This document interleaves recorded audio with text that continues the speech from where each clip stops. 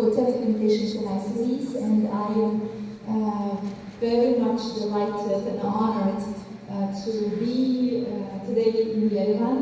and to moderate this session. I would like to start by, of course, extending my deep appreciation and thanks to our host, to the government of Armenia, to the ministry, to Կիբերամտանգության վարժանքը այս քանի օրը տեղի ունենալու հիմա դվինում է զուտ փաստ նշեմ որ առաջիկա մի քանի տարվա մեջ ինչպես հայտնեցին 500-ից ավել կիբերամտանգության մասնագետներ են պետք լինելու ու ինձ շատ են հարցնում ասենք ոնց սկսենք աշխատանքը ոնց այնպես գործեր որը պահանջարկ ունի հենց սա կիբերամտանգությունը դա այդ պահանջարկ ունեցողն է ու շատ տեղեր արդեն կան դասընթացներ Microsoft Innovation Center-ն է անում, նաև